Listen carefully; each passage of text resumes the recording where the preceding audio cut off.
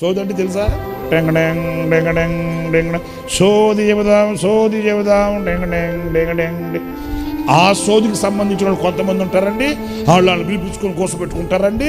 ఇక వాళ్ళు సోది ఇంటి వెనకాల నలుగురు తిరుగుతున్నారు, టెంగడెంగ్ టెంగ డెంగడెంగ్. చర్చికి వచ్చి ఆ నాలుగో వరుసలో కూర్చొని ఉంటాడు. వీళ్ళంటారు వాళ్ళని తిరిగే వాళ్ళు ఎవరు, కాపులా కొప్పులా అని అడుగుతారు. నువ్వంతా తొందరపడవద్దే తల్లి, టెంగడెంగ్ ఢెంగడెంగ్ ఢెంగడెంగ్. ఆ నలుగురిలో 2 కప్పులు కాదు, 2 కొప్పులు, 2 క్రాపులు.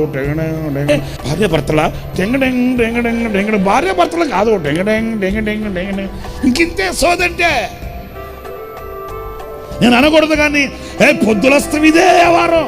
పొద్దు పొడిచిందంటే మరలా ఇదే. ఇక అరే బాబు, ఆడ సోది మనకెందుకు, వాళ్ళ వ్యవహారం మనకెందుకు, వాళ్ళకే మనకు మనసు పడతారు ఎందుకు, వాళ్ళకే మనకు ఈ అగాధం ఎందుకు?